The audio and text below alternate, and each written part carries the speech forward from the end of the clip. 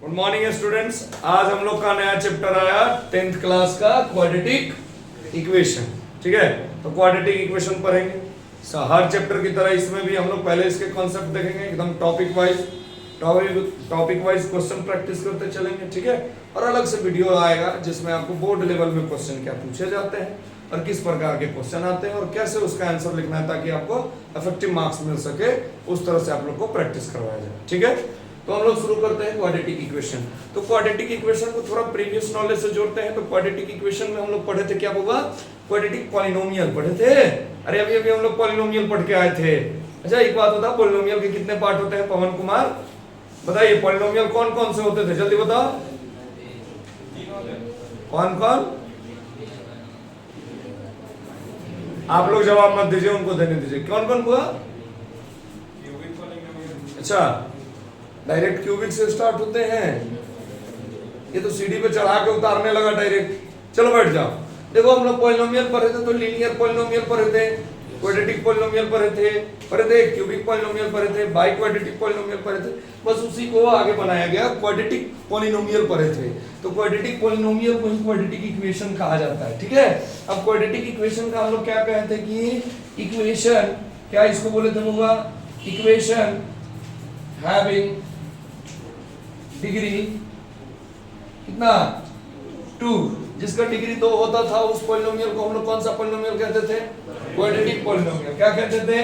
Quadratic polynomial, है ना। अब देखिए, क्वाड्रेटिक इक्वेशन किसको कहेंगे? क्या हुआ? Quadratic equation. तो क्वाड्रेटिक इक्वेशन किस फॉर्म में होता है? In the form of ax square plus bx plus c बराबर 0, where a, b and c are real number. ये सब कैसे नंबर होंगे? रियल नंबर होंगे, a b c। लेकिन एक कंडीशन इसमें होता है कि कभी भी a का वैल्यू 0 के बराबर नहीं होना चाहिए। देखो क्यों नहीं होना चाहिए, क्योंकि अगर ax square plus bx plus c को हम कह दें कि एक क्वाड्रेटिक पॉलिनोमियल है और तुम इसका ही वैल्यू क्या कर दो, a का वैल्यू क्या कर दो, 0, तो ये अब ये तो 0 खत्म हो गया, तो अब ये नया हमारा क्या बचा, bx प्लस c। बताओ तो ये क्वाड्रेटिक है? नहीं है। यानी कि अब समझ में आया, a का वैल्यू क्यों 0 नहीं होना चाहिए। तो ये हमारा क्वाड्रेटिक पॉलिनोमियल है और उसी को आगे बढ़ा के हम लोग उसी का नाम दिए क्वाड्रेटिक इक्वेशन। तो क्वाड्रेटिक इक्वेशन में जरूरी है कि उसका फॉर्म क्या होना चाहिए, ax square plus bx plus c। ये भी जरूरी है कि a b c एक रियल नंबर होना चाहिए और साथ ही साथ ये भी जरूरी है कि कभी भी a का वैल्यू 0 के बराबर नहीं हो चाहिए। b का कर सकते हैं, कोई दिक्कत नहीं है ना। b का कर दे, करके दिखाएं। चलो एक बार b का वैल्यू 0 करो। जैसे मान लो ax स्क्वायर है प्लस b का वैल्यू क्या कर दो, 0 इंटू x प्लस c। तो बताओ तो ax स्क्वायर प्लस c क्या क्वाड्रेटिक इक्वेशन नहीं है कि नहीं है? अरे ऐसे लिख सकते हैं 2x स्क्वायर माइनस 5 या प्लस 5, तो ये क्वाड्रेटिक इक्वेशन है। तो b और c को 0 कर सकते हैं, लेकिन कभी भी a को 0 नहीं कर सकते हैं। इतना मत याद रखो, इतना याद रखो, कोफिशिएंट ऑफ x स्क्वायर को कभी 0 के बराबर नहीं कर सकते। ठीक है, अब बताओ, पिछले क्लासेस में आपको पढ़ाए थे कि किसी का पहचान कैसे करोगे कि वो उसका मतलब क्वाड्रेटिक इक्वेशन है कि नहीं है। तो क्वाड्रेटिक इक्वेशन होने के लिए जरूरी है, या किसी भी तरह का पॉलिनोमियल्स होने के लिए जरूरी है कि उसका जो पावर हो हमेशा होल नंबर में हो, है ना। अगर इसमें फ्रैक्शन में दे दे, पावर रूट दे दे, 1/2 दे दे, तो ये सब कभी भी आपका पॉलिनोमियल नहीं होगा। और जब वो क्वाड्रेटिक पॉलिनोमियल नहीं होगा तो क्वाड्रेटिक इक्वेशन भी नहीं। क्लियर है? चलिए आगे हम लोग इसमें पढ़ते हैं। तो वहां पे देखो हम लोग पढ़े थे, क्या पढ़े थे, जीरोस ऑफ पॉलिनोमियल पढ़े थे ना। यहाँ पे उसी का नाम क्या कर दिया गया, रूट्स ऑफ क्वाड्रेटिक इक्वेशन। क्या कर दिया गया? Roots of quadratic equation. तो क्वाड्रेटिक इक्वेशन का रूट्स क्या होता है? तो मान के चलो कि अगर हम मान लेते हैं क्वाड्रेटिक इक्वेशन का हमारा रूट क्या होगा, तो कोई एक रियल नंबर ले लो, और रियल नंबर अल्फा। हम मान लिए कि अल्फा क्या है, रूट्स है। और real number alpha is roots of quadratic equation. Roots of quadratic equation. Quadratic equation का कितना वैल्यू, तो क्या माने थे हम लोग, ax स्क्वायर प्लस bx और प्लस c। तो मान लिए कि अल्फा इसका क्या है, एक क्वाड्रेटिक इक्वेशन है। क्वाड्रेटिक इक्वेशन का क्या है, रूट है। किस क्वाड्रेटिक इक्वेशन का, ax² plus bx plus c का अल्फा रूट है, यानी कि रूट जीरोस है। तो क्या कंडीशन होता था कि इफ, ये कब कंडीशन होता था कि अगर हम लोग जहां जहां x है वहां वहां किसका वैल्यू पुट कर दें, अल्फा का, तो ये पूरे को सॉल्व करने के बाद अगर हमारा वैल्यू 0 आ जाता था तब हम कह सकते थे कि जो नंबर हम माने हैं कि ये रूट्स है वो रूट्स है, अन्यथा नहीं है। यानी कि आपको क्या करना पड़ेगा, सेटिस्फाई करवाना पड़ेगा कि x का वैल्यू अगर अल्फा रख रहे हैं तो इस पूरे को सॉल्व करने के बाद हमारा जो वैल्यू होगा वो कितना आना चाहिए, 0। अगर वो 0 आता है तो वो उसका रूट्स है, अगर वो 0 नहीं आता है तो उसका रूट्स नहीं है। चलिए देखिए, आपका इधर क्वेश्चन दिए हैं, बताइए तो इनमें कौन कौन से इक्वेशन जो है वो क्वाड्रेटिक इक्वेशन के फॉर्म में है, जल्दी से बताइए जरा। बना लिए, बताइए कौन कौन क्वाड्रेटिक इक्वेशन है। हाँ, एक एक करके बोलना। फर्स्ट सेकंड क्वाड्रेटिक इक्वेशन है और थर्ड नहीं है, ठीक। और फोर्थ, अच्छा, यानी ये फॉलो कर रहा है, ये भी, ये नहीं और ये, है ना, मतलब वही नहीं नो एक ही है यार, ठीक है। अब चलिए ध्यान दीजिए, अब इसको हम लोग कैसे करेंगे ये तो समझ लीजिए। देखिए तो ये हमारा फॉलो कर रहा है ax² plus bx plus c। कीड़ा काटने वाले ढेर बच्चों ने क्या कर रहा है सर, और bx सही है नहीं है, तब b का वैल्यू 0 रहा होगा तो x को लेके गायब हो गया होगा। हम तो डूबेंगे सनम, तुमको भी ले डूबेंगे, तो b 0 हो गया होगा तो x को भी ले डूबा, तो वो क्वाड्रेटिक इक्वेशन है क्योंकि उसका डिग्री कितना है, 2। ये तो एकदम इससे अच्छा कोई दिखता होगा, ये तो पूरा अच्छे से दिख रहा है, ax² plus bx plus c, तीनों का वैल्यू भी दिख रहा है। ये देखिए क्यों नहीं है, इसलिए नहीं है कि इसका अगर एलसीएम लीजिएगा आप x हो जाएगा तो क्या हो जाएगा, x² plus 3 equal to x²। और जब इसको इधर भेजिएगा, देखिए थोड़ा आगे बढ़ाते हैं, x² यही रह जाएगा, 3 यही रह जाएगा, और जब ये इधर आएगा तो x³ हो जाएगा। इसका डिग्री कितना हो गया, ये डिग्री कितना हो गया होगा, 3। तो डिग्री 3 वाले कौन से पॉलिनोमियल होते हैं, क्यूबिक पॉलिनोमियल। तो ये आपका क्वाड्रेटिक नहीं है। एक और बताए थे, ध्यान दीजिए, ये नहीं है तो इसका कारण ये है कि जो x है उसका पावर अगर रूट है तो इसको x का पावर 1/2 लिख सकते हैं ना, और यह एक होल नंबर नहीं है। और जब भी पावर आपका फ्रैक्शन में आता है तो वो आपका क्वाड्रेटिक इक्वेशन नहीं है।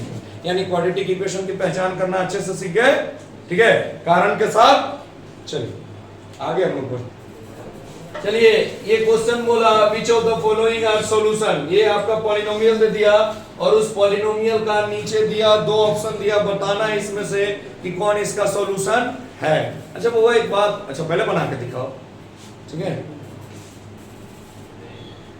चलिए ध्यान दीजिए, देखिए हम लोग बनाते हैं, क्या बताए थे, पॉलिनोमियल का सॉल्यूशन होने के लिए जरूरी है कि उस x बराबर जो मान रखे हैं वो रखने के बाद पूरे पॉलिनोमियल का वैल्यू क्या हो जाए, 0 हो जाए, तब वो क्या कहलाएगा, हमारा सॉल्यूशन कहलाएगा या रूट कहलाएगा, अदरवाइज वो नहीं कहलाएगा। तो सबसे पहले हम लोग पुट कर लेते हैं कि पुट x = 3 इन इक्वेशन में x = 3 पुट करना है। तो देखो क्या था हमारा equation, 2x² minus 5x minus 3 = 0, या दोनों तरफ बराबर ला देंगे तो 0 आएंगे।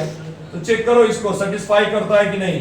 तो देखो कितना है, 2x का वैल्यू कितना है, 3 का whole square minus 5 into 3 minus 3 = 0, 2 into 9 minus 15 minus 3 = 0, 18 minus 18 = 0, 0 = यानी आपका क्या हो गया, LHS किसके इक्वल हो गया, RHS के। तो बताओ ये सेटिस्फाई कर गया कि नहीं कर गया, सेटिस्फाई कर गया। यानी हम लोग कह सकते हैं कि x = 3 is the roots of polynomial 2x, quadratic equation 2x² minus 5x minus 3। अब देखो ये तो हम लोग कंफर्म हो गए कि आंसर हमारा यही होगा, लेकिन एक बार इसको भी चेक कर लेते हैं, कहीं ये भी तो 0 नहीं है, तो चेक कर लो, 2x² minus 5x minus 3 = 0, 2 into 4 का स्क्वायर माइनस 5 इंटू 4 माइनस 3 = 0, 16 दूनी 32 माइनस 20 माइनस 3 इक्वल टू 0। अब बताओ बउआ 32 में से 23 गया 0,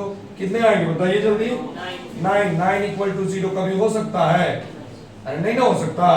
9 कभी 0 के बराबर हो सकता है, यानी हमारा LHS RHS के बराबर नहीं हुआ, यानी कि 4 जो वैल्यू है वो हमें इस इक्वेशन में सेटिस्फाई नहीं करवा रहा है। So we can say that कि 3 is the solution of given quadratic equation, but 4 is the not solution of given quadratic equation। Clear है?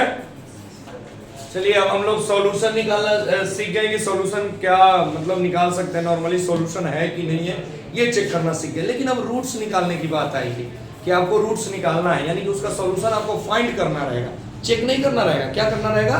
फाइंड करना रहेगा, है ना। तो आपको क्या फाइंड करना रहेगा बाबा? सॉल्विंग द क्वाड्रेटिक इक्वेशन लिख लीजिए। कैसे कैसे सॉल्व करेंगे? Solving the quadratic equation. Quadratic equation को कैसे कैसे हम लोग सॉल्व करके उसका रूट फाइंड आउट कर सकते हैं। तो ध्यान देना, रूट फाइंड आउट करने के लिए हम लोग को मिनिमम क्या मैक्सिमम क्या, कहने का मतलब इस क्लास में कितने तरीके पढ़ने हैं हम लोगों को? 3 तरीके पढ़ने हैं। कितने तरीके पढ़ने होगा? 3 तरीके पढ़ने हैं, ठीक है। वो 3 तरीका कौन कौन सा है? तो पहला है फैक्टराइजेशन मेथड। क्या है?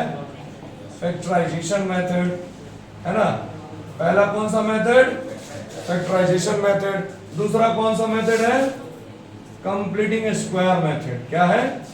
Completing square method. ये अच्छा मेथड है, लेकिन सीबीएसई इसको इस साल के सिलेबस से, पिछले 2-3 साल के सिलेबस से इसको क्या कर रखा है? डिलीट कर रखा है, ठीक है। लेकिन सीखने में क्या हर्ज है? हम लोग सीखेंगे। तीसरा जो आपका है वो आपका है by quadratic formula. By quadratic formula, यानी कि हम लोग किसके मदद से निकालेंगे? फॉर्मूला के मदद से निकालेंगे। क्वाड्रेटिक फार्मूला की मदद से हम लोग क्या करेंगे बउआ? चीजों को फाइंड करेंगे, ठीक है। तो ये 3 मेथड है, जिसमें हम लोग सबसे पहला मेथड पढ़ेंगे फैक्टराइजेशन मेथड। अब फैक्टराइजेशन मेथड से जैसे कि एक हम लोग क्वेश्चन ले लेते हैं, ठीक है। जैसे ले लेते हैं कि find the roots of quadratic equation ना। क्वाड्रेटिक इक्वेशन क्या होगा? ले लो x square plus 5x plus 6 equal to 0 by factorization method. किस मेथड से? फैक्टराइजेशन मेथड, ठीक है। तो इस मेथड से हम लोग को अगर फैक्टराइजेशन मेथड से इसको सॉल्व करना है तो कैसे सॉल्व करेंगे, ठीक है। ये हमारा फर्स्ट मेथड। देखिए कुछ करना नहीं है। x square plus 5x plus 6 equal to 0। हम लोग इसको 9th क्लास से पढ़ते आ रहे हैं मिडिल टर्म स्प्लिटिंग के नाम से। किसके नाम से? मिडिल टर्म स्प्लिटिंग के नाम से। यानी क्या होता है कि बीच वाले को वैसे तोड़ना होता है कि गुना या भागा करने पे ये दोनों का प्रोडक्ट आ जाए और जोड़ने या घटाने पे जो है वही आ जाए। तो इसको हम लोग ऐसे लिख सकते हैं x square plus 2x plus 3x plus 6 equal to, यहां से x को कॉमन लेंगे बउआ तो x प्लस 2, यहां से हम लोग प्लस 3 को कॉमन लेंगे तो x प्लस 2 इक्वल टू 0, है ना। अब ये दोनों में से हम लोग किसको कॉमन ले सकते हैं? x प्लस 2 को। तो क्या बचेगा? x प्लस 3 इक्वल टू 0, यानी एक बार x प्लस 2 इक्वल टू 0 और एक बार 1 प्लस 3 इक्वल टू 0।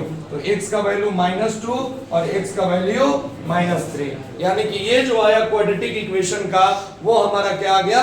रूट्स आ गया। क्या क्या आया बउआ? -2 और -3। ये क्वाड्रेटिक इक्वेशन का क्या आया?